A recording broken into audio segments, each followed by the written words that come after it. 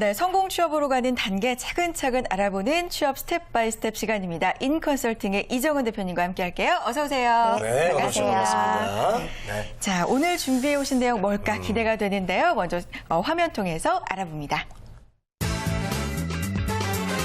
내실 다지기를 습관화할 것이라고 나왔네요. 네, 내실 다지기. 그래요. 내실이 참 중요하죠. 사람이 겉보다는 네. 속이 참 알차야 되는데 이 취업에 자기 분석이 필요하다고 하잖아요. 그래서 이걸 준비하신 걸까요? 네, 우리가 지금까지 좀 구직 활동에 대해서 알아볼 때 뭐 자기 분석이라던가 강점 찾기, 도전, 경험 등에 관련된 다양한 이야기를 해보았는데요. 그렇다면 그러한 활동들을 하기 위해서 필요한 본인의 내실에 대해서 좀 알아보는 시간을 가져보고자 합니다. 네. 네.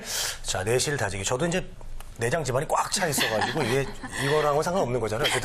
근데 맞는 것 같아요. 겉도 내실. 물론 중요하지만 그렇죠. 자기가 먼저 속이 좀 꽉 차고 나면은 겉도 자연스럽게 그 내공이 나오는 거거든요. 그렇죠, 맞아요. 자, 그런 의미에서 좀 생각이 드는데 구체적으로 좀 어떤 것들이 이런 내실 다지기에 들어갈까요? 네, 일단 우리가 사람의 관계를 맺을 때 그냥 마음만으로 통할 수는 없잖아요. 그래서 무언가 표현을 해야 되는 방법들을 통해서 그 사람을 알 수 있습니다. 혹은 요즘 면접에서도 인성 면접이라던가 집단 면접, 뭐 술 면접, 등산 면접이 다시 부활하게 된 이유 중에 하나도 무언가 면접 등이 강화가 되면서 그 사람의 기본인 인성과 내실을 보기 위함이 아닐까라고 생각이 됩니다. 네, 그렇습니다. 인성이 참 중요해요. 내실이라는 게 곧 인성을 말씀하신 게 아닐까 이런 생각도 드는데 근데 취업을 준비하면서 인성까지 준비하기는 참 쉽지 않아요. 맞아요. 스펙 하나하나 준비하면서 인성까지 다지고요. 이거 참 쉽지 않은데 어떻게 준비할 수 있을까요? 참 우리가 지금 말씀하신 것처럼 학생분들이 가장 많이 얘기하는 게 스펙 쌓기도 힘든데 인성을 언제 만들어야 그래요. 되냐라고 이야기하지만 인성이라는 것은 그 사람의 기본이 아닐까라고 합니다. 네. 만들어지는 것 분명 필요합니다만 내가 잘 모르고 있는 부분인데 놓치고 있는 부분이 있다면 좀 훈련을 해야 되지 않나라고 생각을 합니다. 보통 면접에서도 그 사람이 가지고 있는 그 기본적인 특성이라는 것은요. 결국 면접 중에 고스란히 드러나게 됩니다. 뭐 일적인 부분은 잘하지만 관계적인 측면이 많이 약한 지원자라던가 관계적인 측면은 탁월하지만 또 이 업무적인 부분이 많이 약한 지원자가 평가가 고스란히 되듯이 우리가 여러 가지 활동과 경험들을 하는 이유 중에 하나는 그 스펙을 쌓는 것이 아니라 스펙만이 아니라 그 친구의 가장 기본적인 어떤 사람들을 통해서 만나는 부분들을 인성이라는 부분을 통해서 보여줄 수 있게끔 훈련하는 것이 필요하지 않나라고 생각이 되어집니다. 네. 알겠습니다. 혹시 근데 그 MC분들 그 네네. 미팅이라던가 소개팅 해보셨나요? 해봤죠, 미팅 당연히. 소개팅이 어떠세요? 예. 많이 해보셨어요? 예? 많이 해보셨어요? 왜 저 좀 가끔 해요. 곤란하세요? 네, 가끔 해요. 예, 요즘은 가끔, 안 합니다. 요즘도? 예, 요즘은 안 아, 하죠. 그래요? 홍선혜 씨는 저요? 저 미팅도 대학교 때 몇 대학교 번 때. 해봤고 소개팅은요? 소개팅도 요즘도 하고 있어요. 네. 그래요? 근데 저는 뭐 결과가 안 미팅 좋나 보네요? 저요? 예. 네, 썩 좋진 않더라고요. 근데 미팅 소개팅 얘기가 나와서 네. 평소에 생각을 하던 건데 이런 것들이 좀 면접과 비슷하다는 생각을 해봤어요. 저는 네. 미팅은 약간 다대다 면접, 네. 소개팅은 뭐 1대1 면접 이런 네. 것과 좀 비슷하다는 생각 해봤거든요. 그렇게 또 연관이 되나요? 또? 네, 맞아요. 그렇게 비슷하죠. 네. 근데 제가 이제 어떤 걸 먼저 말씀을 드리고 싶냐면 미팅할 때 마음에 드는 아까 좀 전에 별로 이렇게 결과가 좋지 않았다고 네. 말씀하셨는데 네. 마음에 드는 대상을 만났을 때랑 마음에 들지 않는 대상을 만났을 때 같으신가요? 다르죠. 네. 완전히 다르죠. 어떻게 다르신가요? 그래요. 마음에 드는 대상을 일단 만나면 얘기를 계속하게 되죠. 얘기를 계속하게 되고 상대에 대해서 더 알고 싶으니까 맞아, 맞아. 대화 시간이 지루하지 않잖아요. 네. 그래서 시간이 어떻게 가는지도 모르는데 일단 마음에 안 들면 어떻게 돼요? 시간이 너무 지루하죠. 빨리 그 그렇죠. 자리를 이렇게 끝내고 싶고. 네, 어떠세요? 홍선혜 씨 왜 근데 저랑 커피 마시는 항상 빨리 가려고 그러죠? 기분 나쁘네, 생각해보니까. 어떡하지? 그래요. 그렇네요. 그러지 마세요. 네, 저도 이제 여중, 여고, 여대를 나왔거든요. 인생이 여성과 네. 함께 똑같네요, 했어요. 홍선혜 MC랑. 예. 그래서 대학교에 딱 들어가자마자 좀 다양한 친구들을 만나보고 싶었고 그게 또 여성에 주목되어 있는 것이 아니라 좀 다양한 남성들도 좀 친구로서 만나고 싶다라는 생각이 들었습니다. 그래서 대학교 1학년 때부터 4학년 때까지 제가 졸업할 때까지 약 200여 회의 미팅을 해봤거든요. 우와. 미팅의 뭐 이렇게 달인이었습니다. 많이 했어요, 미팅을? 여대다 보니까 좀 많이 하게 되었어요. 이야. 네. 연간 몇 번이야? 네. 제가 말씀드렸듯이 마음에 드는 상대를 만났을 때랑 마음에 들지 않는 상대를 만났을 때는 내가 그렇게 막 관리를 하고 싶어도 관리를 할 수 없을 만큼의 내 무언가의 자세가 달라진다라는 거죠. 자, 일단 마음에 드는 대상을 만났을 때는 어떻게 하나요? 일단 우리가 표정이 밝아집니다. 맞아요. 네, 그리고 상대편 쪽으로 몸이 땡겨지고요. 또 상대편의 눈도 잘 마주치고 상대편의 말에 대해서 잘 반응해주며 그리고 긍정의 맞장구를 쳐줍니다. 맞아요. 그런데 마음에 들지 않은 대상을 만났을 때는 우린 보통 어떻게 하나요? 일단 차 한 잔을 마셔야 된다라고 가정을 한다면 자세가 일단 앞으로 안 가고 뒤로 이렇게 네, 가겠죠. 뒤로 빠지죠. 네, 뒤로 빠지고. 그리고 상대편을 똑바로 보기보다는 위에서 아래로 내리찍거나 아래에서 위를 보거나 아니면 아예 안 보거나 핸드폰을 보거나 그러면서 우리가 습관적으로 하는 말이 있죠. 그 없던 약속이 생겨요. 네. 그리고 습관적으로 우리가 하는 말이 에? 에? 라는 말을 반복합니다. 그렇죠. 똑같은 말을 반복하게끔 해준다는 거죠. 마음에 드는 대상을 만났을 때는 뭔가 적극적인 표현을 한다면 마음에 들지 않은 대상을 만났을 때는 나도 모르게 자연스럽게 나오는 행동이라는 부분이 있다는 겁니다. 자, 제가 지금 잠깐 말씀을 드린 것처럼 제가 오늘 이 이야기를 통해서 드리고자 하는 이야기는 우리가 학교에서 대학생으로서 뭔가 활동을 할 때는 내가 원하는 환경이라던가 내가 좋아하는 사람, 내가 좋아하는 일을 좀 선택해서 무언가를 할 수 있습니다. 그런데 우리가 어떤 다양한 활동이라던가 이미 사회생활만 하더라도 내가 좋아하는 사람과 일을 하기보다는 내가 좀 원하지 않는 환경에서 내가 좋아하지 않는 혹은 잘 모르는 사람들과 내가 원하지 않는 일을 해야 될 때가 더 많은 것이 사회라는 겁니다. 그렇다면 내가 원하지 않는 환경이라던가 내가 좋아하지 않는 사람, 내가 원하지 않는 일을 할 때 바로 여러분들 스스로가 관리해야 되는 것, 자기관리법이 필요하다라는 거죠. 네. 맞습니다. 우리 방송국도 마찬가지 아닐까요? 그래요. 일하는 곳에서 뭐 마음에 드는 사람도 있을 수 있고 그렇죠. 또 마음에 안 드는 분도 있을 수 있는데 맞아요. 어쨌든 단체 생활이니까 그런 걸 또 이제 자기가 업고 가야죠. 뭐. 예. 그렇죠. 싫어하는 사람 있어요? 싫어하는 사람이요? 예. 없어요. 없죠? 다 좋아요. 정말. 저만 싫은 거예요? 네? 저도 좋아요. 아, 또 들켰네요. 그렇습니다. 사회라는 게 그리고 또 직장이라는 게 내 마음처럼 다 좋은 사람들만 만날 수는 없잖아요. 네. 제가 방금 그 미팅을 통해서 잠깐 말씀을 드렸듯이 자신의 태도 관리에 가장 힘쓰라는 이야기를 첫 번째로 드리고 싶습니다. 아마 여름방학이 시작되면서 여러분들도 다양한 활동들을 하실 건데요. 이게 내 마음처럼 되는 게 아니기 때문에 태도 관리를 어떻게 하느냐에 따라서 본인이 분명 달라질 수 있다는 겁니다.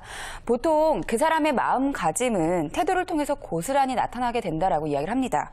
뭐 저희 직업만 하더라도요. 아, 이 사람이 다른 직업을 좀 준비하고 있구나 혹은 곧 사표를 내고 나가겠구나라는 것들이 좀 자연스럽게 알게 된다라는 거죠. 그게 보여요? 네, 일단 일을 해오는 것만 봐도 다르고요. 예. 또 저를 대하는 태도라던가 조직 생활하는 부분에 있어서 예전과는 확연하게 다른 부분이 나타나고 있다는 겁니다. 우리가 보통 태도를 이야기할 때 여러 가지 요소를 통해서 보지만 오늘은 좀 세 가지 표현법을 통해서 알아보고자 합니다. 요즘 학생들을 가르치다 보면 이러한 기본적인 표현 방법조차 모르고 있는 친구들이 굉장히 많습니다. 네네. 그래서 오늘 이 방송을 통해서 일상생활에서 내가 현재 어떻게 하고 있는지 그리고 내가 잘 모르고 있었던 부분이 있다면 앞으로 좀 제가 오늘 알려드린 방법들을 훈련해 보시는 것도 여러분들에게는 좋을 것 같습니다. 이 세 가지 표현 방법이 오늘 참 유용할 것 같은 게요. 아까 네. 말씀해 주셨듯이 뭐 미팅이나 소개팅에서 저절로 마음에 든다 안 든다에 따라서 나올 수도 있지만 마음에 드는 사람인데 표현 방법을 몰라서 마음에 안 드는 것처럼 마치 보일 수도 있거든요. 그래요. 그래서 방법을 알아두는 게 참 좋을 것 같습니다. 세 가지 알아보죠. 어떤 것들이 있나요? 첫 번째로는 눈빛을 통한 표현입니다. 네. 제가 면접관으로 참여할 때 그 면접장에 들어오는 순간 기분이 좋아지느냐 아니면 좀 사람을 좀 찝찝하게 하느냐 이 두 가지의 분류의 사람이 있습니다. 긍정적인 사람에게는 기회가 되는 질문을 하고요. 좀 부정적인 눈빛을 갖고 있는 구직자에게는 부정적이다라거나 혹은 비판적인 요소가 좀 한쪽으로 쏠려 있는 건 아닌가 해서 확인하는 단계를 거치게 됩니다. 때문에 조금 까다로운 질문이라던가 혹은 이 친구의 예민한 부분을 건드리는 작업들을 해보는데요. 본인의 눈빛 관리가 굉장히 필요하다라는 게 가장 첫 번째 표현 방법입니다. 일단은 눈 마주침 자체가 잘 되느냐 되지 않느냐가 관건이고요. 네네. 그 다음에는 그 눈빛에 힘이 있느냐 힘이 없느냐가 두 번째 요건입니다. 예를 들면 우리 친구들 사이에서도 굉장히 금방 알 수 있어요. 네. 제가 어제 재미있는 일이 있어서 네. 재건 MC에게 물어봅니다. 네. 야, 나 어제 말이야. 예. 근데 이 친구가 나를 보고는 있지만 잘 보고 있다 아니다라는 느낌은 우리가 금방 알 수 있다는 있다라는 거죠. 눈빛으로. 그렇죠. 예, 어떻게 알 수 있나요? 보통 나를 보곤 있지만 아무 생각이 없다라고 할 때 예. 가장 먼저 느껴지는 게 눈빛을 놨다라고 하죠. 요즘 살아있네라는 표현 많이 하고 있듯이 살아있네가 아니라 죽어있네 눈빛을 눈빛 놨나요? 보는 중. 네. 그럴 때 우리는 그러니까 보통 눈빛을 놨다라고 이야기를 하죠. 그때 우리는 이야기를 지속하진 않잖아요. 맞아요. 보통 이 친구의 반응이 중요하다라고 생각한다면 너 내 얘기 듣고 있어? 라는 확인 작업을 한번 거치게 됩니다. 그때 이 친구는 보통 어떻게 하죠? 뭐 듣고 있어. 라고 또 무반응적인, 무관심적인 답변을 하게 되고 우린 다시 한번 집요하게 질문을 합니다. 내가 뭐라고 했지? 라고 물어보겠죠. 그런 사람이 제일 모를걸요? 무서워요, 네. 그런 사람이. 그럼요. 듣고 있다고 하는데도 계속 네. 내가 뭐라고 그랬는데 하고 물어보더라고. 네, 예. 대개 100은 아마 100%를 다 내가 이야기한 만큼 나오는 경우는 극히 드물다라는 겁니다. 그래서 평소에 주변 사람들로 하여금 너 무슨 일 있어라던가 너 어디 아파? 뭐 누구랑 싸웠어? 라는 이야기를 자주 듣는다면 분명 눈빛에 있어서 좀 표현 방법이 적은 건 아닌가라고 생각해 보실 필요가 있습니다. 네, 네. 알겠습니다. 내 말 듣고 있어요? 듣고 있어요. 확실해? 네, 알겠습니다. 확실합니다. 자, 두 번째는 어떤 것이 있을까요? 네, 두 번째는 아무리 눈빛이 좋아도 이 사람의 적극적인 바디랭귀지가 없으면 상대편을 알 수 없습니다. 두 MC분이 참 좋은 게 뭐냐면요. 예. 두 분이서 서로 대화를 주고받으실 때 몸 자체가 움직여준다라는 거죠. 예. 근데 우리가 면접 볼 때 면접자들이요. 가장 많이 하는 게 내가 답변을 안 하고 있을 때 그냥 고개만 돌리는 패턴이 가장 많다라는 겁니다. 되게 시커해 보여요. 네. 이게 시크해 보일 수 있지만 면접에서는 이 아이가 그렇죠. 뭔가 그렇죠. 벽을 형성하고 있는 건 아닌가라고 맞아요. 행동을 할 수 있다는 거죠. 우리가 바디랭귀지는요. 몸의 그 마음가짐이 고스란히 바디랭귀지를 통해서 나타나고 있다라고 이야기를 하기 때문에 옆에 있는 상대와 좀 적극적인 관계를 맺고 싶다면 몸 자체가 갈 수 있도록 노력해 주시는 게 굉장히 중요합니다. 네, 알겠습니다. 이게 굉장히 중요한 게요. 몸을 안 돌리고 고개만 돌리다 보면 아까 첫 번째로 찝어주신 눈빛이 달라지는 것 같아요. 네, 맞습니다. 눈빛이 상당히 날카로워지고 좀 째려보는 것 같고요. 그래서 몸까지 돌려주시는 게 참 어떤 좋을 것 것 같아요, 같고요. 저는 잘 돌려드리죠? 네. 몸을 항상. 네. 예. 너무 좀- 잘하고 계세요. 그래요? 네. 자, 세 번째 알아보죠. 세 번째 중요한 건 뭘까요? 네, 세 번째로는 아무리 눈빛이 좋고 네. 바디랭귀지가 좋다 하더라도 이 사람의 적극적인 말 표현이 없다면 조직에서는 답답함을 만들어낼 수 있다는 겁니다. 그렇죠, 예. 그래서 좀 적극적으로 기분 좋게 말하는 답변을 좀 연습하시는 게 필요합니다.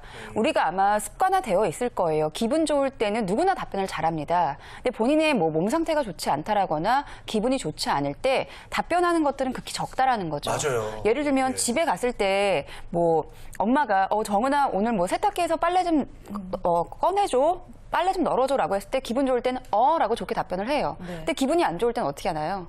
나만 들릴 정도로 혹은 아예 답변을 안 해버리죠. 네 이렇게 답변하죠. 네, 예. 그럼 이거 듣지 못했던 부모님도 답답해서 어떻게 해요? 정은아 내 얘기 들었니? 세탁기에서 빨래 좀 널어달라고. 그럼 우리는 바로 나오는 답변이 뭔가요?